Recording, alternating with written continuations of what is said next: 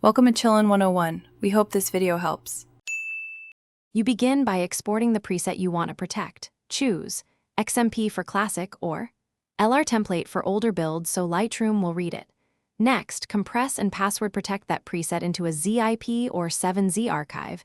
This is the only way to attach a password file level. Once done, place the archive in a synced folder so you can access it across machines but keep it encrypted. This step prevents casual copying, and it's why you avoid storing presets openly in the Lightroom Presets folder. Now you uninstall or remove any unprotected copies to avoid conflicts. Then download the encrypted archive on the target machine and extract it by entering the password. You must place the extracted preset file directly into Lightroom's Presets folder. User presets path differs on Windows versus Mac OS.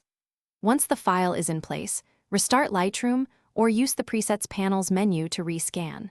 Lightroom will then read the preset properly. Make sure to keep the archive, because the password-protected archive. Finally, when you share or update a protected preset, always send the encrypted archive rather than the raw file. Supply the password via a secure channel, because that's the only secure workflow.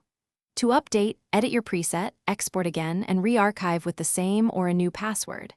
If something goes wrong, check 3 things: that the file type is correct, XMP or LR template, that the preset is in Lightroom's active folder, and that you entered the right password. Those fixes resolve most issues. Thanks for watching. Consider subscribing if we helped you.